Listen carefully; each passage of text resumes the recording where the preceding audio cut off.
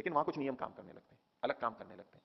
तो उस दृष्टि से हम सोचेंगे तो आज दूरदर्शन है, आज मोबाइल है, इस सबको कोई पहले कहता तो, जब ये नहीं देखे होते तो ऐसा कोई हो सकता है कि वहां से बोले और यहां सुनाई दे जाए? असंभव है ये। आज संभव है, हम भले ही उसको पूरा समझ पाते हो नहीं समझ पाते कि कैसे कर रहा है, लेकिन हो रहा है। अविश्वास तो नहीं कर सकते ना, विज्ञान तो है, कुछ विज्ञान होता है तब होता है, यूं ही नहीं हो। जो ये भी सृष्टिक्रम के अनुकूलित हो रहा है, जो मोबाइल में चल रहा है सारा, ये सृष्टिक्रम के विपरीत होना है। लेकिन हम पहले सृष्टिक्रम को नहीं जानते हैं तो हम प्रयोग नहीं कर सकते, और वो हमें गलत लगता है। तो सृष्टिक्रम क्या क्या है, हम कोई ये दावा करता हो कि मैंने सृष्टिक्रम सारा जान लिया है, वो तो कह सकता है, लेकिन अभी हमारा हमारा ज्ञान ही कितना सा है, हमने सृष्टिक्रम को जाना ही कितना है। जितना हमने जाना है उसके आधार पर हम बोल रहे हैं ठीक है भाई, हमारे को अभी समझ में नहीं आ रहा है, हमारे ज्ञान के अनुसार तो ये नहीं पता है, लेकिन सृष्टि इतनी व्यापक है, सृष्टि के नियम इतने विचित्र विचित्र हैं।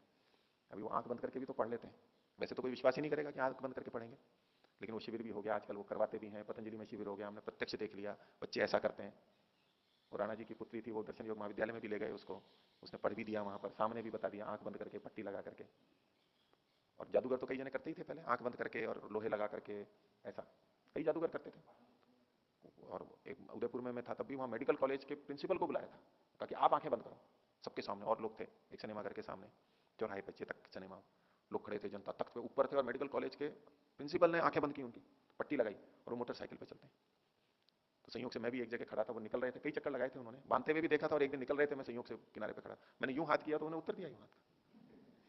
और कितने होते हैं जो सड़क पे जाते हैं, कितनी भी भीड़ हो, हाईवे पे जाते हैं और घाटियों में भी आते हैं जाते हैं, जैसे हम आंख खोलते हुए जाते हैं ना, इधर उधर बचते हैं, बगल से निकलते हैं, ब्रेक लगाते हैं, सब कुछ वैसा करते हैं। तो यूं देखेंगे तो हम कहेंगे कि ये तो असंभव है, सृष्टिक्रम के विपरीत है, लेकिन देखा जाता है। और ये तो बिल्कुल प्रत्यक्ष हो ही गया इन बच्चों का, आंख बंद करके पढ़ लेते हैं। तो अंदर ऐसी ग्रंथि है जो तीसरा नेत्र है, उससे भी देखा जा सकता है।